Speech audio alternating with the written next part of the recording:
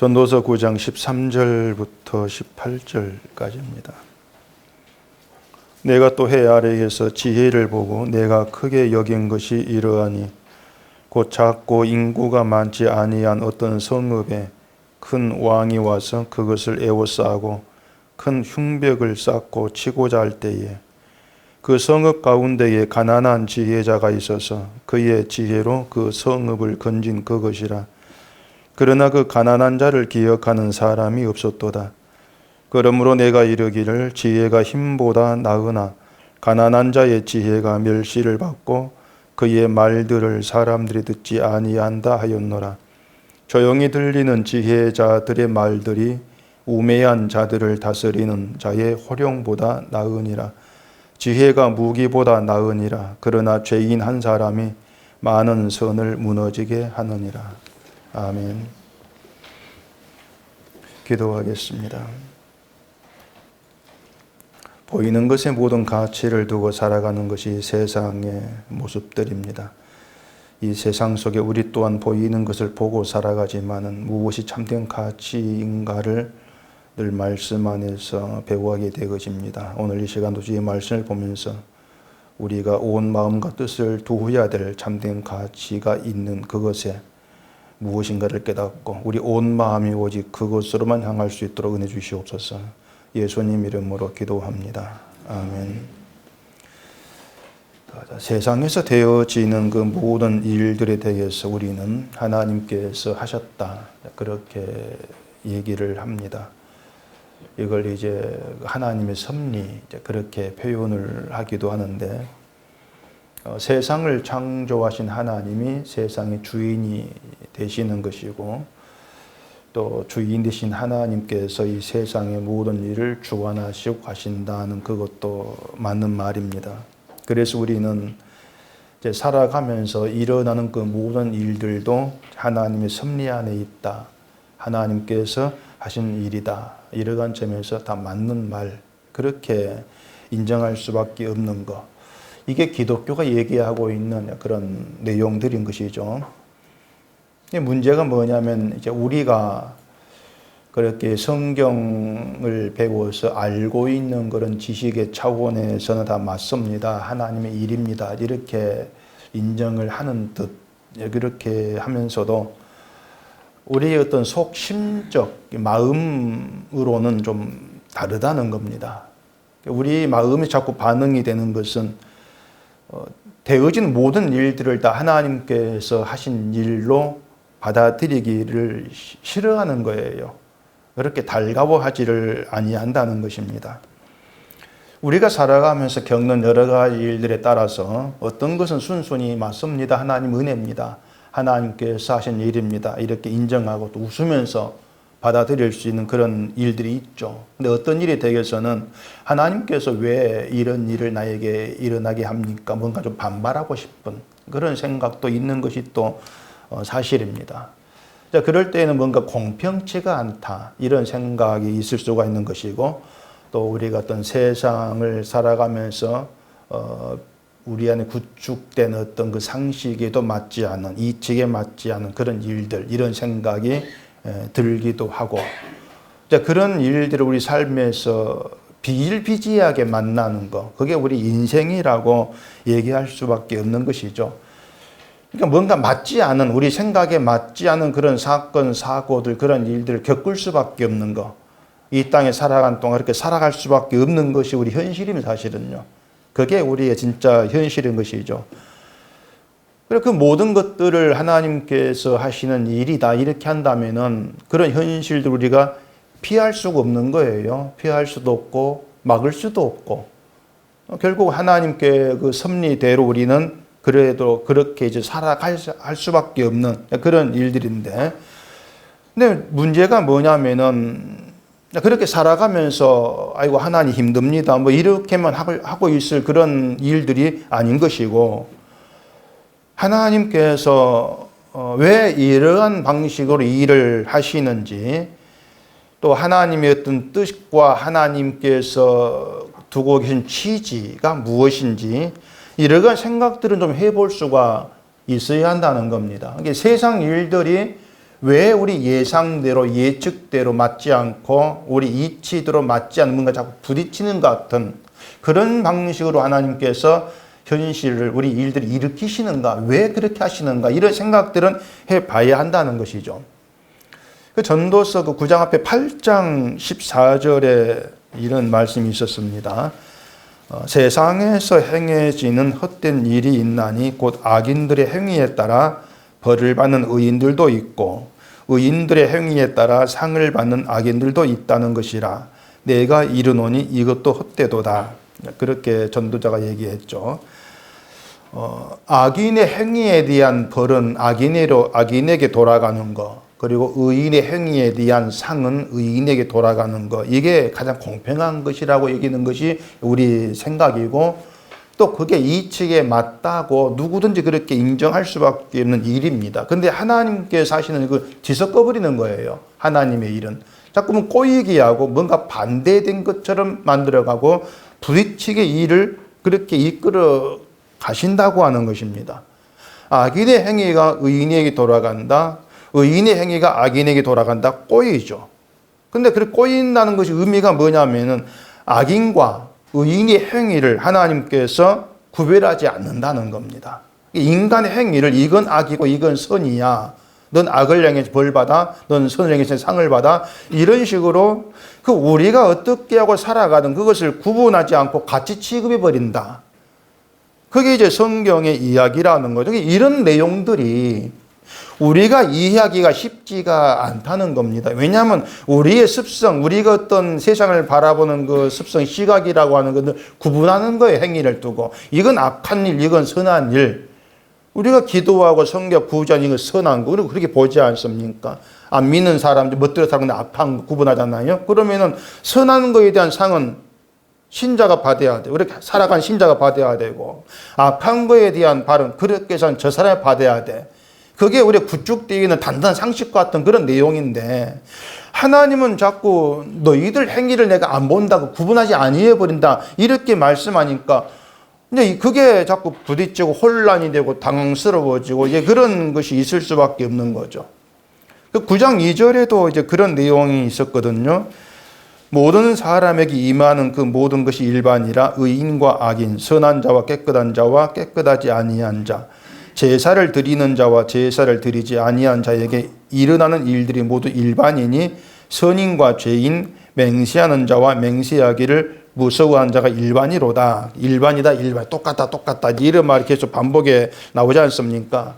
이 세상의 모든 사람들, 믿는 자 안 믿는 자 구분없이 모든 사람에게 임하는 모든 것이 일반이다.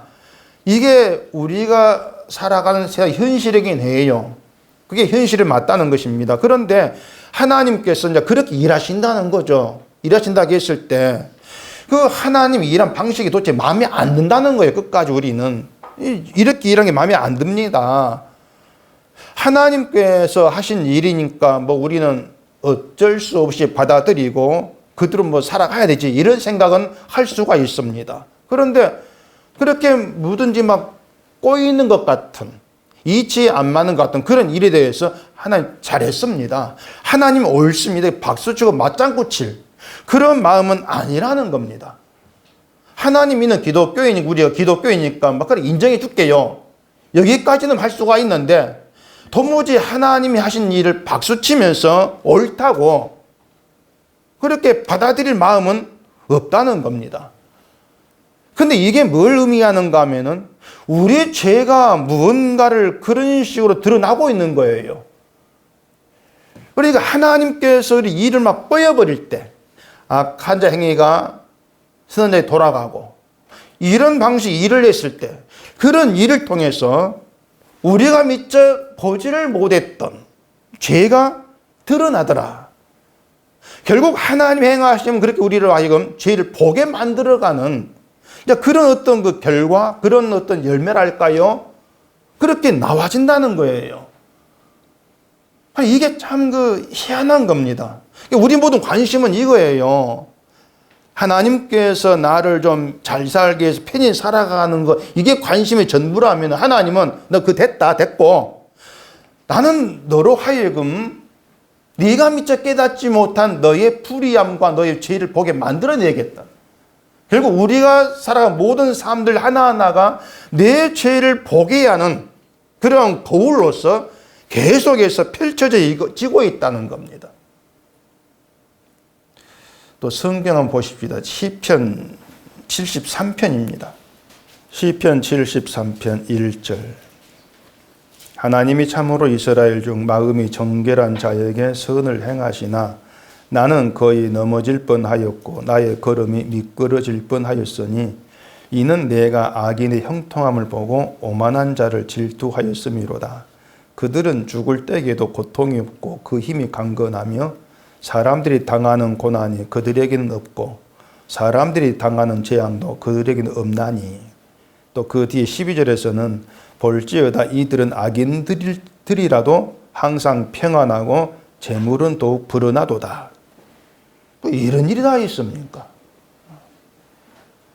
악인이 형통하고 악인이 잘 된다.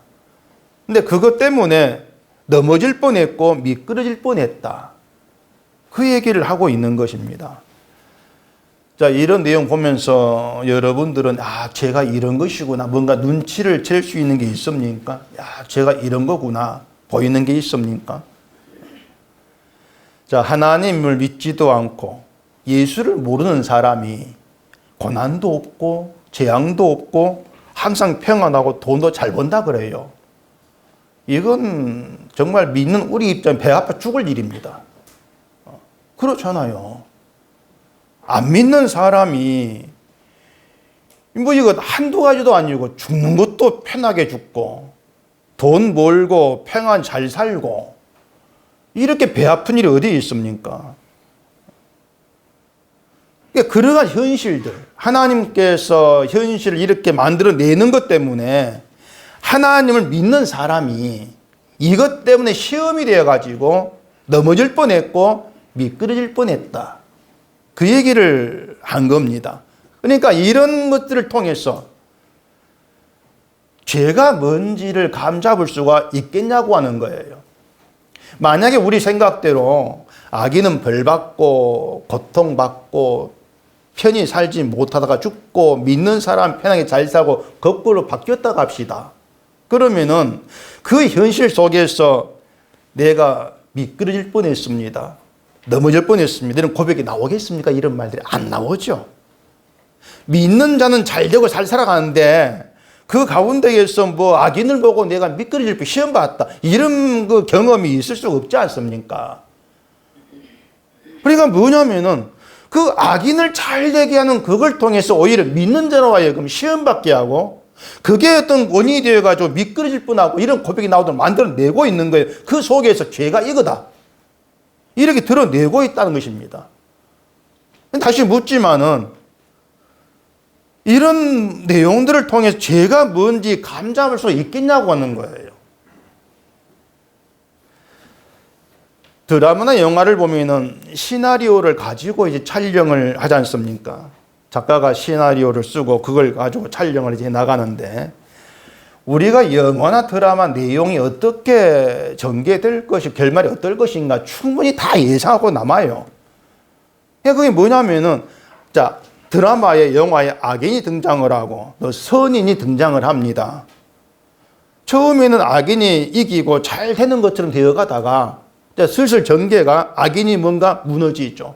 마지막 결말 가면은 악인은 패방하고 망하고 선인 착한 사람이 승리하는 모든 결말이 이렇게 다 흘러가고 그렇게 끝나는 거예요. 그걸 본 사람들은 이제 악인이 망한 결말을 보면서 저럴 줄 알았다. 속 통깨야 하죠. 속을 시원해 한단 말입니다. 지 힘만 까불더니 쌤통이다. 이게 인간이 쓰고 있는 시나리오예요. 권성징악이 있는 그 드라마, 그 영화라고 하는 거죠. 그게 없으면은 드라마, 영화 재미없습니다.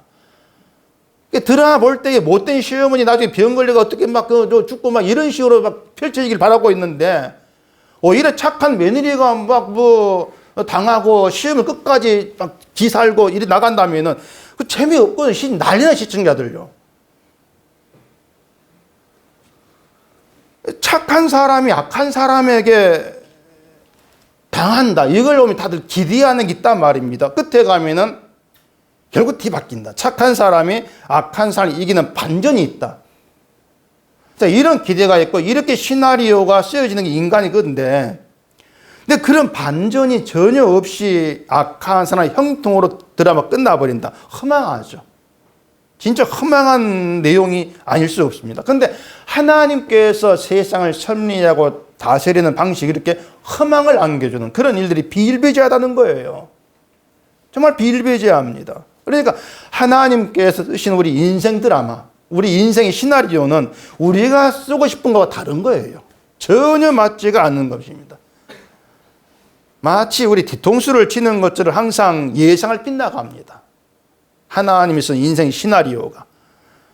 거기에 이제 악인의 행위를 따라 의인이 벌을 받는 거, 의인의 행위를 따라서 악인이 상 받는 거, 예상을 빗나가 버리죠.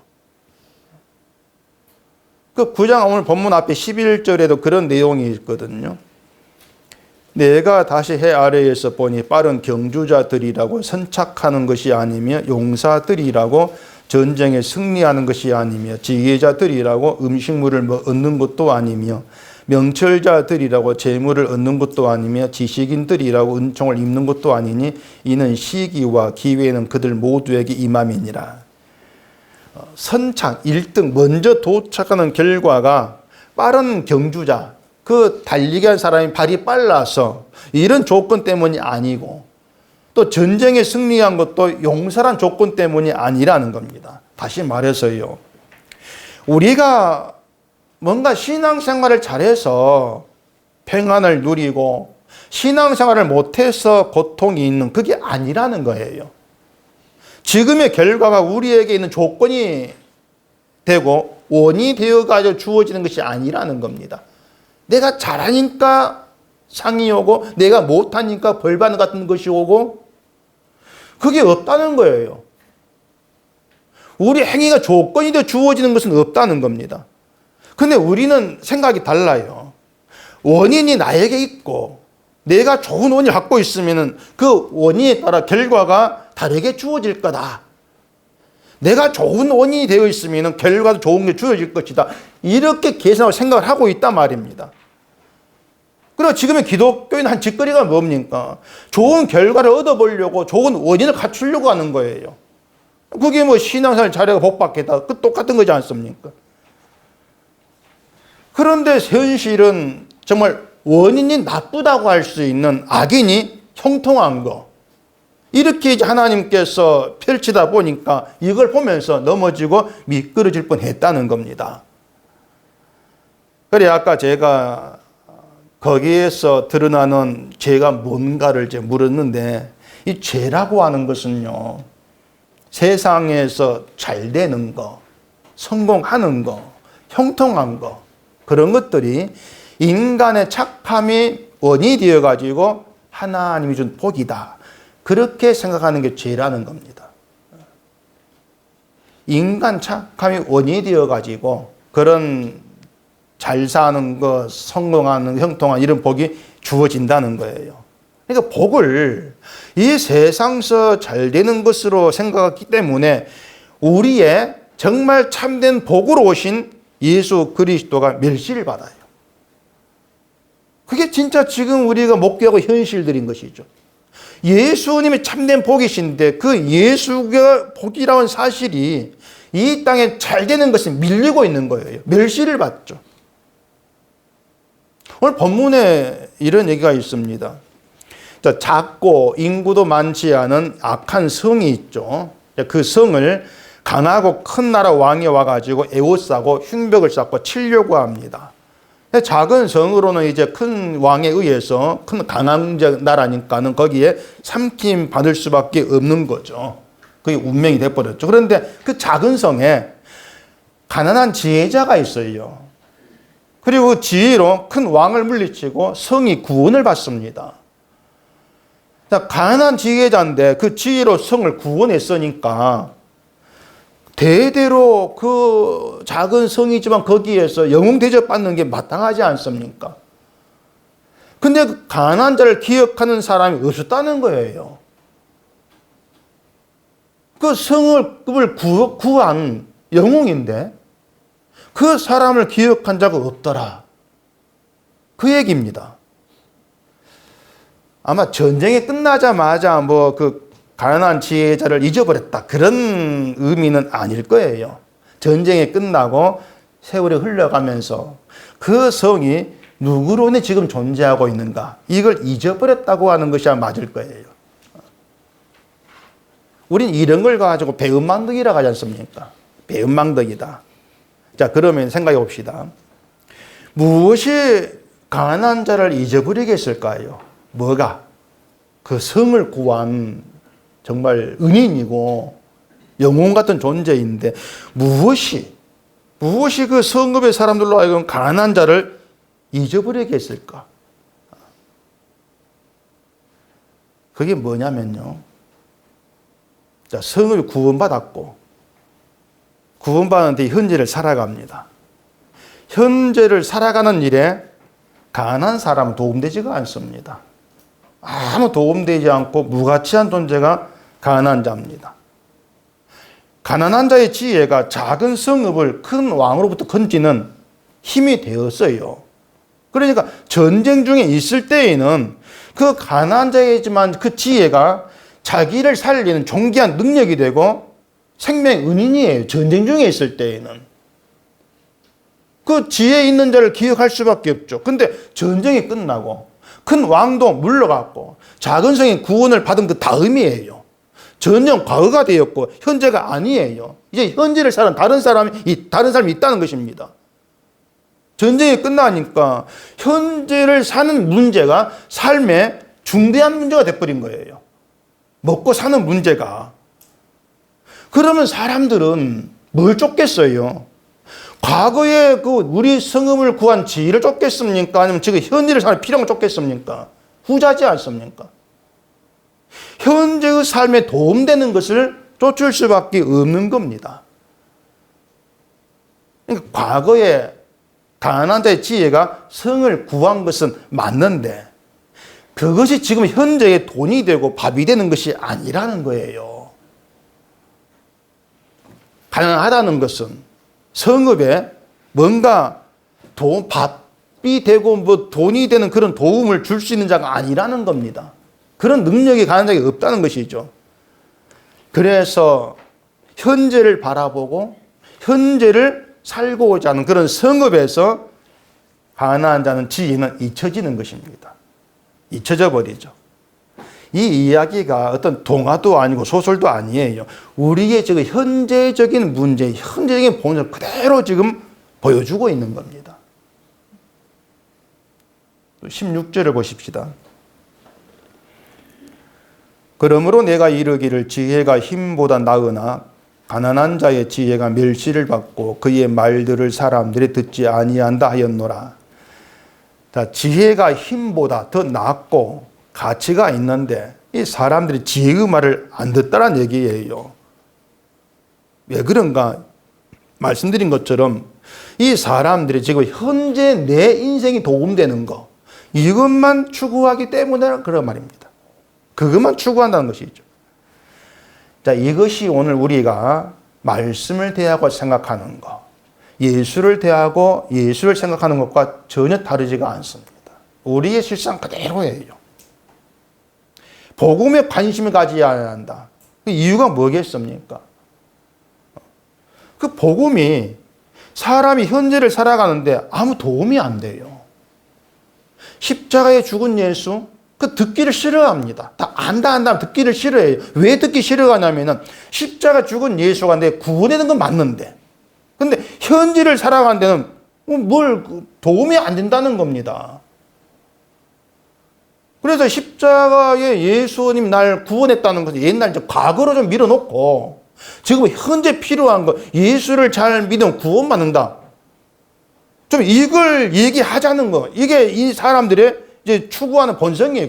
그걸 원하고 있는 거예요. 현재 삶에 도움되는 걸 내놔라고 하는 것입니다. 근데 복음은 우리가 어떻게 된다는 거에 관심을 두고 있는 것이 아니고 하나님께서 필요해서 우리를 부르셨고 믿음을 줬다고 얘기하는 복음이에요. 내가 필요해서 예수를 믿는 게 아니고 하나님께서 필요해서 날 불러내신 거야.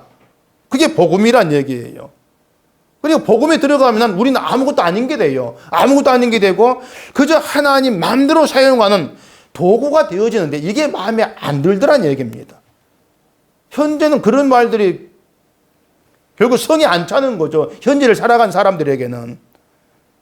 결국에 현재만 바라보는 사람들에게 이 믿음은 쓸모없는 것으로 전락되는 것이고 복음도 복음으로 여기지가 않게 되어 있습니다. 그게 현실이에요. 그 지혜를 싫어하는 거예요. 지혜를 잊어버리는 것이고.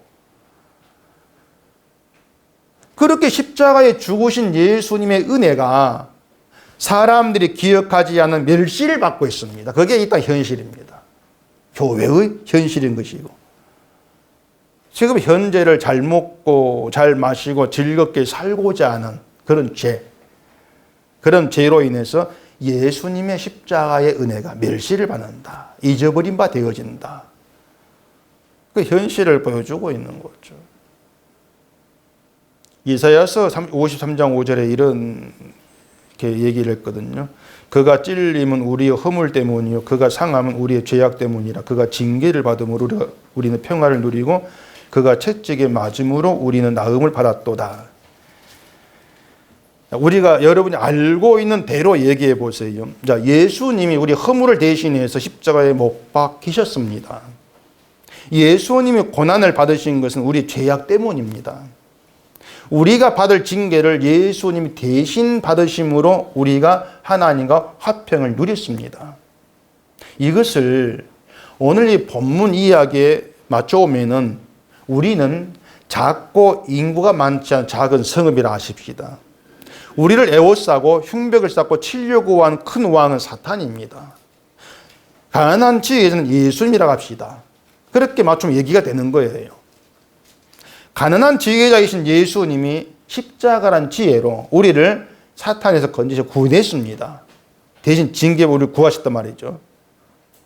근데 우리는 지금 현재 내가 구원받고 하는 그런 문제는 다 떠나버리고 잊어버리고 지금 현재 내 자식 키우고 밥 먹고 살아 현재 살을 사는데 도움이 안 돼. 그 이유로 십자가의 은혜를 잊어버리더라는 것이에요. 잊어버린다. 십자가의 은혜를 잊었다는 증거가 뭐냐면요. 세상에서 잘 되는 것을 하나님의 은혜로 복으로 생각을 하는 게 십자가 은혜를 잊었다는 증거입니다. 그래서 우리에게 필요한 은혜를 받고 싶었어. 그걸 받으려고 필요한 조건이 뭘까, 원인이 뭘까 이러한 것들을 갖추려고 노력하고 살아가는 것. 이게 십자가를 잊은 현재 교회의 실상이죠. 그게 은혜를 멸시하는 것이에요. 자, 그럼 반대로 해보십시다. 만약에 성읍의 사람들이 가난한 지혜자를 기억하면서 다시 그 지혜를 간절히 구하고 찾는다면 그것은 어떤 상황이 주어졌기 때문에 그럴까요? 다시 예전 돌아가는 거죠. 큰 왕이 자기들을 치는 위급한 상황, 전쟁의 상황, 그런 상황에 주어지면 그 지혜를 다시 찾을 수밖에 없는 겁니다. 왜냐하면 자신들의 현재 살아가며 추구했던 돈, 어떤 그 소유물들이 큰 왕을 물리치는 데에는 아무 힘이 못 된다. 이게 실감하죠. 전쟁 속에서 실감을 해요. 실감하면서 우리를 구할 수 있는 지혜를 찾게 돼 있다. 그 말입니다. 그러면은 하나님이 그 지혜자를 잊어버린 성읍으로 하여금 지혜를 잊지 않고 간절히 찾게 하려면은 어떻게 하시겠습니까? 큰 왕을 계속 보내는 거죠. 뭐냐면 계속 전쟁의 상황으로 밀어 넣으시는 거예요. 전쟁의 상황으로. 그래야만이 지혜자의 지혜가 우리의 구원이다. 그걸 깨닫고 그 지혜를 간절히 찾지 않겠습니까? 이것이 하나님께서 우리를 인도하는 방식이라는 겁니다. 전쟁의 상황을 밀어 넣으시는 거. 그러면서 우리에게 능력이 되고 구원이 되는 것은 우리가 추구한 이 땅의 현실적인 그런 보이는 것들이 아니고 그 지혜자의 지혜, 십자가 이것이다. 그걸 알게 하시려고 전쟁의 상황, 그쪽으로 밀어 넣으시는 거죠. 그게 하나님 방식이라는 겁니다. 그 9장 12절에 이런 얘기를 했습니다. 분명히 사람은 자기의 시기도 알지 못하나니 물고기들이 재난의 그물에 걸리고 새들이 올무에 걸림 같이 인생들도 재앙의 날이 그들에게 홀연히 임하면 거기에 걸리느니라.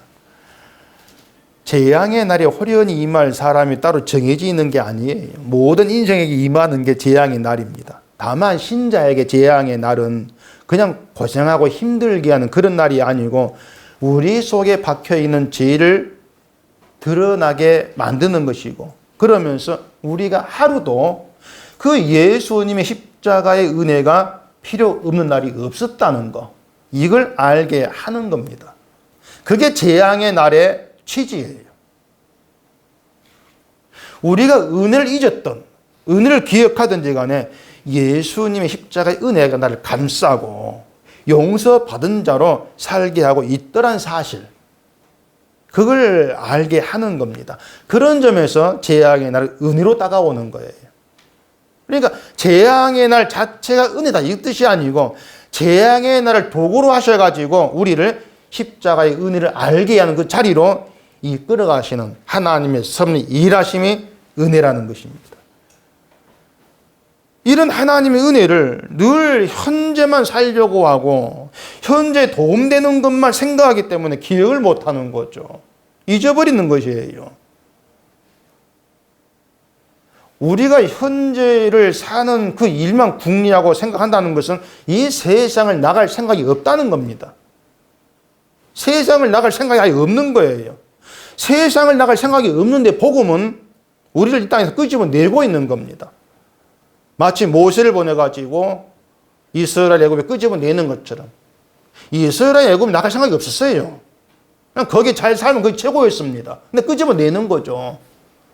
우리도 마찬가지예요. 세상에 나갈 생각이 없는 우리 현재 바라보는 것이죠. 근데 그런 우리를 끄집어내시는 것이 복음이고, 그게 복음을 우리에게 주시고 만나게 하시는 하나님의 뜻이 되어지는 거예요. 그래서 복음을 실어가는 거죠. 왜 나를 이 땅에서 끄집어내려고 하는가. 그렇게 실어가는 복음을 성령을 보내심으로써 알게 하고 믿게 만들어 가시는 겁니다. 그러니까 이런 내막들을 우리가 차근차근 더듬어 생각해 보면은 바울이 말한 대로 나의 나됨은 하나님의 은혜다 이 말이 안 나올 수가 없는 거예요. 지금 나의 나됨은 하나님의 은혜다. 왜냐하면 나는 항상 하나님의 원수로 행동했고 복음을 잊어버리며 살아왔고 현재 바라봤고, 그래서 그런 내가 지금 예수를 내 주로 고백하고 있어. 이게 뭐 때문이지? 결론은 은혜밖에 없는 것이죠. 은혜 때문이다. 그렇게 해서 주위에 은혜를 높이게 만들어내는 게 하나님의 취지가 된단 말입니다. 이런 하나님 일에 우리가 어떤 원인이 되어가지고 얻어지는 건 아무것도 없는 거, 있을 수가 없는 거예요. 모든 원인은 주께 있는 겁니다. 주께. 주님이 이유가 되고 주님이 원인이 되어가지고 그 좋은 결과는 우리에게 다 몽땅 돌아오는 거예요. 그 내막을 좀 알고 살자는 거죠. 모든 게 주로 말미암아 또 그렇게 고백하고 있는 것이죠. 그런 주의 은혜가 멸시를 받는다면은 그건 여전히 우리가 현재를 살아가면서 지금 나에게 쓸모 있는 것만 찾으려고 하기 때문이다. 그것도 여러분들이 좀 간파할 수 있어야 돼요. 세상은 뭐 뻔하죠. 지금 현재 잘 먹고 잘 살면 그 최고죠. 근데 현실은 그게 아닙니다. 그게 아니고 큰 왕이 에워싸고 흉벽을 쌓고 치려고 하는 그 지게 그게 진짜 현실인데 그걸 보지를 못하는 거죠. 베드로전서 5장에 이런 말씀이 있습니다. 8절에 보면은 근신하라 깨어라 너희 대적 마귀가 우는 사자같이 두루다니며 삼킬 자를 찾나니 너희는 믿음을 굳건하게 하여 그를 대적하라. 이는 세상에 있는 너희 형제들도 동일한 고난을 당하는 줄을 알미라. 여기 대적 마귀가 우는 사자같이 두루다니며 삼킬 찾는다 이렇게 표현되고 있는데 이게 우리 현실입니다. 지금 대적 마귀가 삼킬 자를 찾아다니고 있는 현실이거든요.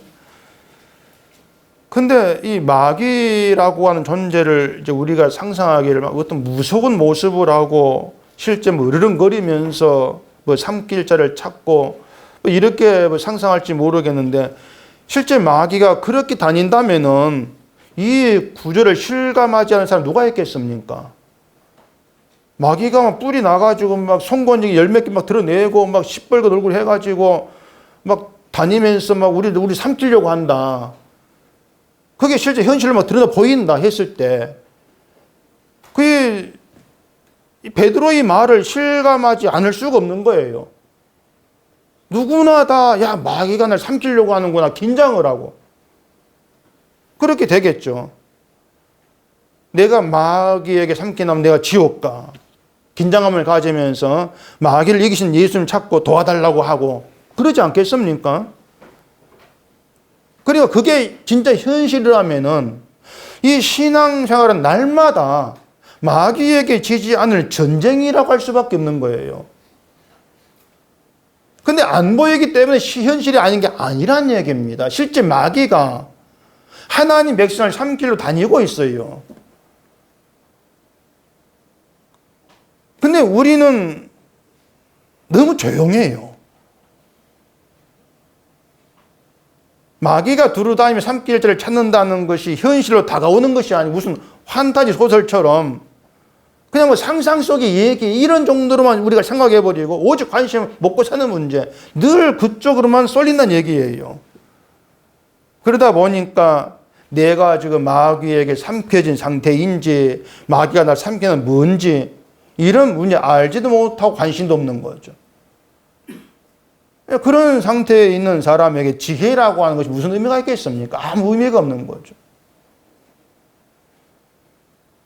세상은 마귀란 존재 자체를 인정하지 않습니다. 마귀, 그러면 어떤 인간이 공상 속에 만드는 어떤 존재, 이렇게만 생각할 뿐이죠. 근데 마귀의 존재를 알게 되면은 마귀는 실제하고 이 세상 자체가 마귀에게 삼킴받아 살아간다. 이걸 우리는 알 수밖에 없는 거예요. 마귀는요, 인간에게 모든 가치를 두고 살게 합니다. 그게 마귀의 활약상이에요. 보이지 않는 건 믿을 수 없다.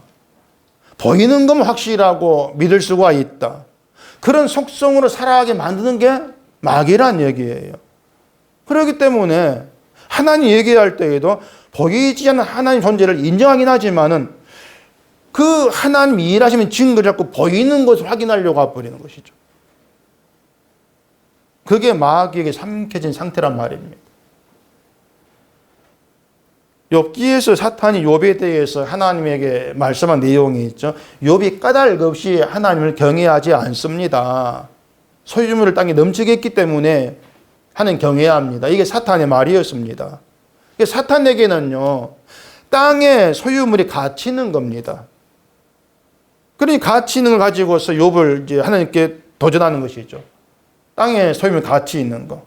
그래서 그 가치 있는 소유물을 치면은 욥이 주를 향해 욕할 것입니다. 자신 있게 말하는 거예요. 이처럼 사탄은요, 땅에 가치 있는 것을 가지고 신앙 여부를 판단하는 존재입니다.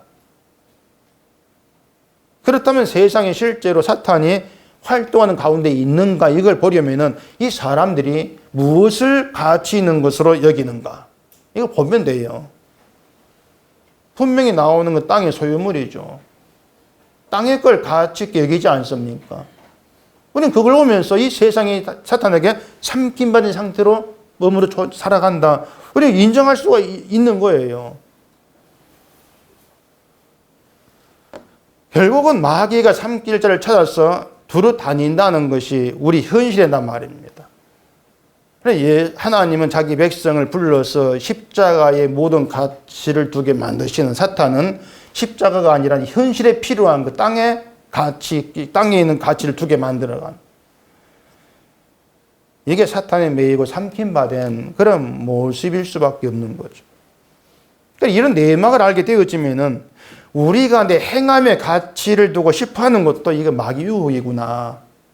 눈치를 챌 수가 있는 거예요.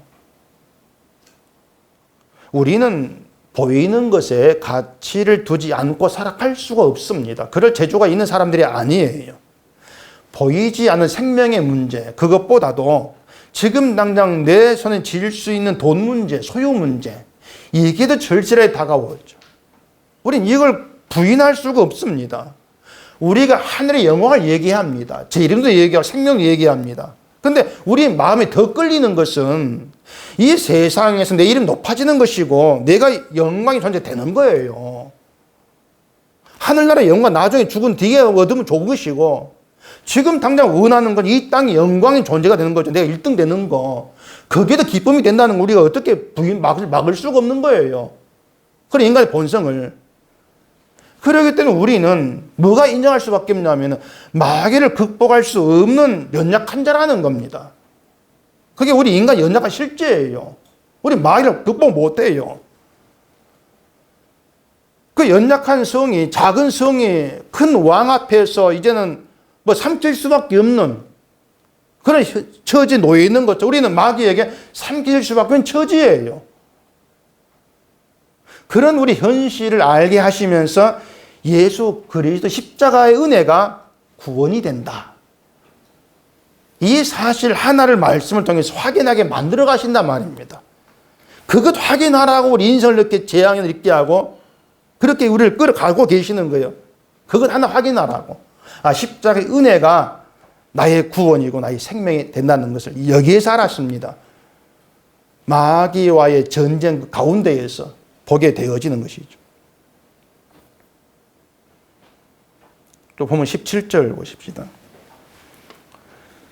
조용히 들리는 지혜자들의 말들이 우매한 자들을 다스리는 자의 호령보다 나으니라. 지혜가 무기보다 나으니라. 그러나 죄인한 사람이 많은 선을 무너지게 하느니라. 왕이 호령을 한다고, 호령한다는 것은 너희들 몽땅 내 말 복종해 그겁니다. 내 말 들으라. 왕인 나에게 복종해라. 그게 이제 호령의 의미예요. 근데 지혜자의 말은 호령이 필요가 없습니다. 왜냐하면은 지혜자의 말은 복종하게 하는 것이 아니고 지혜자의 말이 그 지혜가 능력이 되어가지고 자기 백성을 다스려 끌어갑니다. 그래 복종해. 호령이 필요가 없죠. 이게 복음과 복음 아닌 말이 다른 점이에요. 복음은요 복종해라. 이런 요구를 안 합니다. 내가 너희들한테 복음을 말하니까 내 말 복종이 없어요. 그런 요구를 하는 게 수상한 거예요. 복음을 얘기해, 복음을 전한다 그러면서 복음을 말한 자기에게 가치를 두는 거, 이건 복음을 모르는 겁니다. 정말 진심으로 복음을 알고 복음에만 가치를 두게 되어지면 복음을 전한 사람, 복음을 안다고 나는 가치가 없다. 이걸 모를 수가 없는 것이죠. 그걸 알게 돼 있는 거예요. 복음이 나를 도구로 사용한다는 것을 아는 게 복음 안에 있는 것이고 복음을 아는 것인데, 그런 사람이 내가 복음을 전해 그러면서 자기는 가치를 두고 내 말 들어, 그런 호령을 할 필요가 없지 않습니까? 그래서 지혜의 말은 호령이 필요가 없는 거예요. 조용히 말하면 되는 거죠. 조용한 말로 설교하라는 게 아니고, 제가 소리쳤는데 조용하게 하는 게 아니고 복종을 요구할 이유가 없다는 겁니다. 호령이 필요 없다는 게 복음이라는 거예요. 그래서 제가 다시 말씀을 드리는데, 믿음은 우리에게 복종으로 되는 게 아닙니다. 우리가 복종해서 섬겨서 내가 어떻게 해가지고 믿음이 되어지고 열매를 맺고, 이게 없습니다. 여러분에게서 예수님에 대한 고백이 나온다면 그것도 여러분이 말씀을 듣고 주를 고백하겠다 의지를 가지고 해서 나오는 게 아니에요. 지혜의 말씀, 주의 말씀이 여러분들의 고백을 만들어내는 겁니다. 말씀의 능력, 역사인 거예요. 결국은 여러분들은 할 수 없는 일을 하게 되어지는 말씀의 능력을 나타내는 도구죠. 그냥 증거물이죠. 그렇게 쓰여지고 있는 거예요. 그렇게 자기를 바라보게 되어지는 것이 신자인 것이고, 그런 신자는 지혜에 마음을 둘 수밖에 없죠. 세상 소유의 가치를 안 두게 되어 있는 거예요. 그 사도행전 3장 6절에 잘 아는 내용이 있습니다. 베드로가 이르되 은과 금은 내게 없거니와 내게 있는 이것을 내게 주노니 나사렛 예수 그리스도의 이름으로 일어나 걸으라. 그런 말이 있지 않습니까? 자, 이 사람이 안진뱅이가 성전에서 구걸하고 있습니다. 필요한 게 뭡니까? 돈이죠. 성전 들러나간 사람들이 돈을 이제 필요해 돈을 구걸하고 있죠. 자기가 손수 일해서 돈을 벌지 못하는 형편인데 먹고 살기 위해서 돈이 얼마나 필요했겠습니까? 근데 베드로는 은과 금은 내게 없다 그래요. 네가 필요한 은과 금 내게 없어. 그렇게 얘기합니다. 그리고 그리스도 이름으로 인하 걸으라 이렇게 했는데 안진뱅이가 돈 없습니까? 그러면 예수 이름으로 걷게 하세요. 요구한 게 아니잖아요. 원하지 않는 거. 그 안진뱅 그 상태에서 예수의 이름 필요 없는 거예요. 안진뱅이. 그걸 원하고 있는 것도 아니에요. 그게 밥이 됩니까? 떡이 됩니까? 안진뱅이에게. 근데 베드로는 전혀 필요하지 않는 그것을 준 거예요. 왜냐하면 안진뱅에 필요한 것은 근과 음이 아니고 예수 그리스도 이름으로 일어나 걷는 거, 이름이라는 거. 이걸 베드로가 알았기 때문에 그런 것이죠. 은과 금은 걷게 하지를 못하는데 그냥 배부르게 하는 거죠. 육신을. 예수 이름은 일어나 걷게 합니다. 안진뱅 현실을 구걸해가지고 먹고 사는 그거면 최고 현실이었습니다. 근데 베드로가 안진뱅이 통해서 본 현실은 예수 이름으로 일어나 걷는 거였습니다. 그걸 보지 못했던 것이 안진뱅 어리석음이었는데 그런 어리석은 안진뱅이에게도 예수 이름으로 인해서 걷게 만들어내는 거. 그게 주의 은혜더라고 하는 것이에요.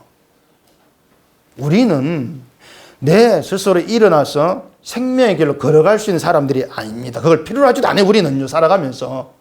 그걸 원하지도 않습니다. 근데 예수 그리스도 이름이 우리에게 찾아와서 나를 일어나 걷게 하는 것이고 생명의 길로 가게 함으로써 마지막 때 영광이나 주를 만나게 만들어낸다는 거예요. 그 일에 우리가 가치를 두고 필요가 하는 우리의 이 땅의 소유라고 하는 것은 무용지물이라는 것입니다. 결국 오늘 이 말씀에서 우리가 뭘 현실로 봐야 될 것인가 이게 정말 중대한 문제가 돼버립니다. 뭐가 현실인가? 전쟁 끝났으니 먹고 사는 게 그게 현실이 아니면 날마다 전쟁이다. 그 우리 현실을 보는 것인가? 그게 문제가 되는 거죠. 그래서 예수 그리스도 아니라고 하는 그 현실, 십자가의 현실을 좀 제대로 우리가 파악하면서 이 세상에서 잘 살면 되지. 이런 우매한 자의 생각, 그거 말고 죄에서 벗어나지 못하는 우리 형편을 좀 생각하시기를 바랍니다. 그런 우리에게 이 말씀이 주어지고 말씀이 능력이 되어서 우리를 생명으로 이끌어간 주의 일이 역사되고 있다는 것. 재앙의 날도 그것 때문에 주어지는 하나님의 일하심이라는 것. 그 현실을 가장 복된 것으로 받아들이시면서 우리를 이 복의 길로 가게 하시는 주의 은혜에 감사하시길 바랍니다. 기도하겠습니다.